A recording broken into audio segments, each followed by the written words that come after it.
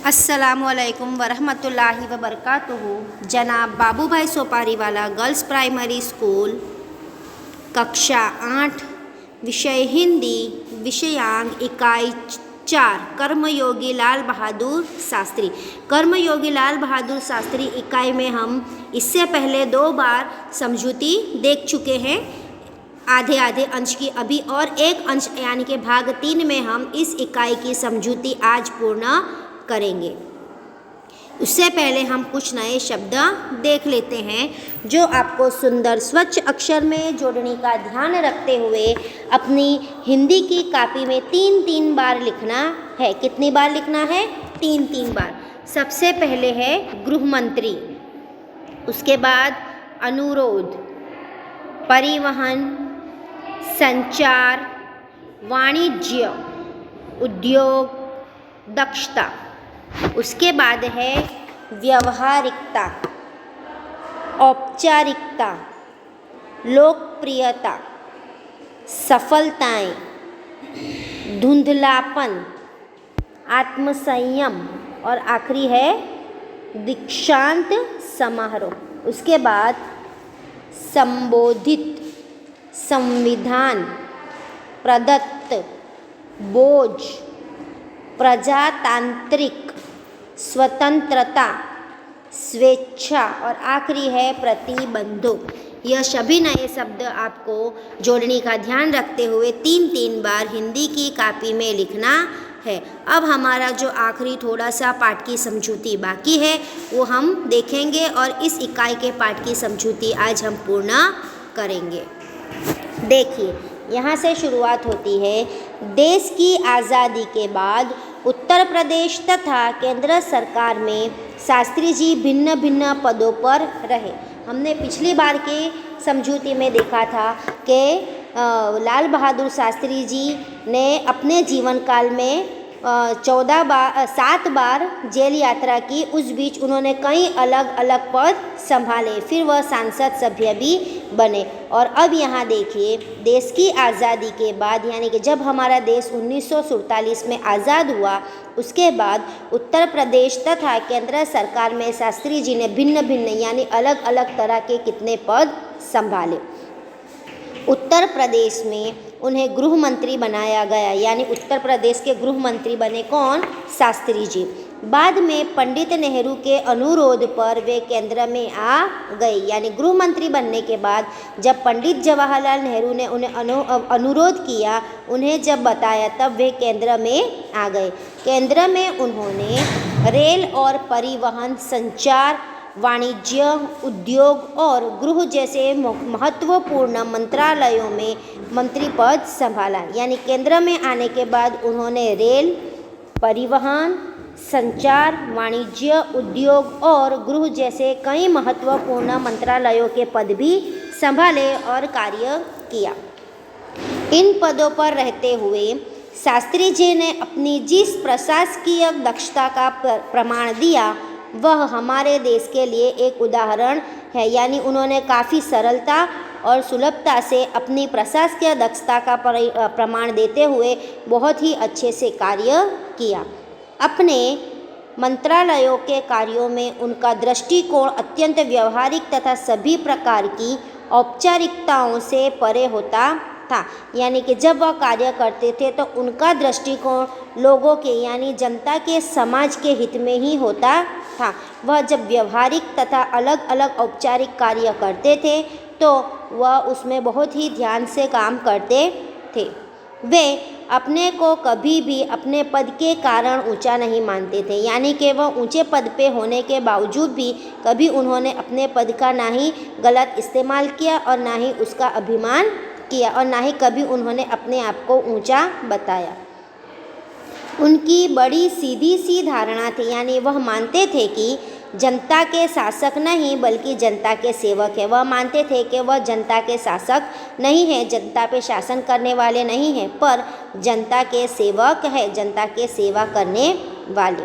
ऐसी भावना से कार्य करने के कारण उन्हें अपने मंत्रालय में तो लोकप्रियता मिली ही, साथ ही साथ देश में भी लोकप्रियता मिली। उनके यही स्वभाव और यही विचारसरणी के कारण वह लोगों में और अपने मंत्रालय में सभी जगह बहुत ही लोकप्रियता पाए। इस लोकप्रियता का कारण था कि पंडित नेहरू के निधन के बाद देश ने उन्हें प्रधानमंत्री के रूप में स्वीकार लिया। उनकी यही ईमानदारी और प्रामाणिकता के कारण पंडित जवाहरलाल नेहरू के निधन यानी उनके मृत्यु के बाद उन्हें प्रधानमंत्री पद के लिए स्वीकारा। देश के इस महत्वपूर्ण पद पर रहते हुए केवल 19 महीने के छोटे से समय में उन्होंने जितनी सफलताएं और लोकप्रियता प्राप्त की वह एक उदाहरण है। यानी कि पंडित जवाहरलाल नेहरू के निधन के बाद जब शास्त्री जी ने मुख्यमंत्री पद संभाला तो उन्होंने यह मुख्यमंत्री पद 19 महीने तक संभाला। वहाँ तक उन्होंने कई सफलताएं प्राप्त की, यानी कई अच्छे कार्य भी किए और ज़्यादा से ज़्यादा लोगों में लोकप्रियता पाई। शास्त्री जी के सामने अपना उद्देश्य बिल्कुल स्पष्ट था, उसमें किसी प्रकार का धुंधलापन या भटकाव नहीं था। यानी कि शास्त्री जी का उद्देश्य बिल्कुल स्पष्ट था कि सिर्फ देश के लिए, देश के हित में और देश के लोगों के लिए ही कार्य करना है। उनके स्वभाव में और किसी प्रकार का धुंधलापन या भटकाव नहीं था।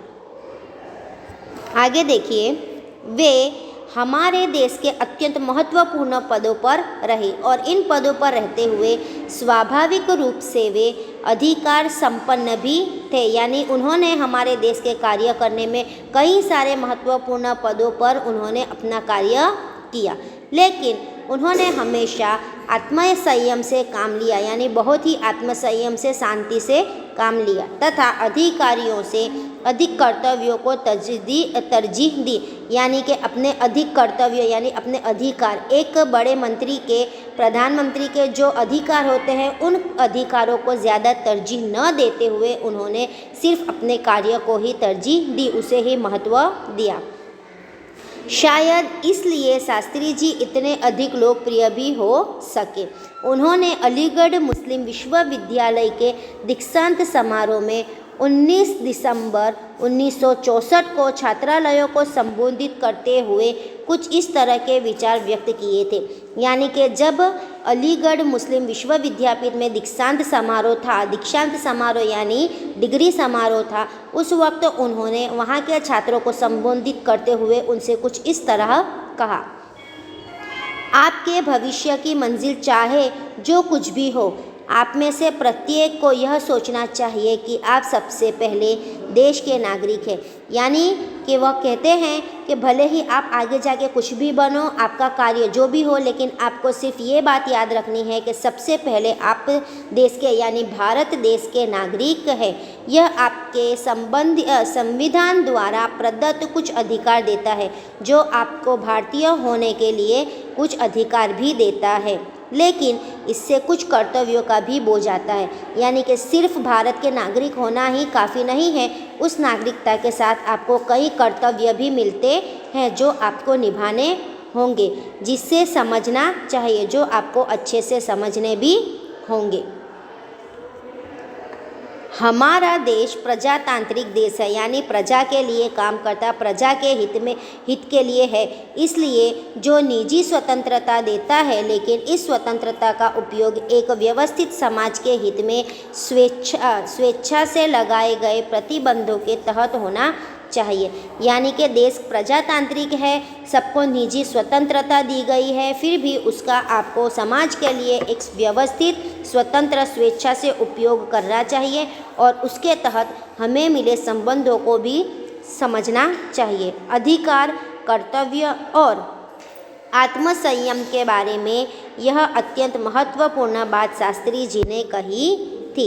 यानी कि हमारे भारत देश में नागरिकों के अधिकार, उनके कर्तव्य और उनके आत्मसंयम के बारे में यह कुछ अधिक बहुत ही महत्वपूर्ण बात बताई थी, जिसे आज याद रखने की ज़रूरत है, जो आज के समय में भी याद रखने की ज़रूरत है।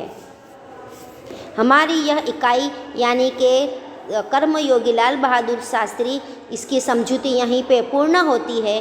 इसके बाद के तास में हम इसके प्रश्नों के उत्तर देखेंगे। यहाँ पे आपको आगे जो भी नए शब्द दिखाए गए हैं समझाए गए हैं वो सभी आपको सुंदर स्वच्छ अक्षरों में जोड़ने का ध्यान रखते हुए अपनी हिंदी की कॉपी में 3-3 बार लिखना है। कितनी बार लिखना है? 3-3 बार लिखना है। धन्यवाद।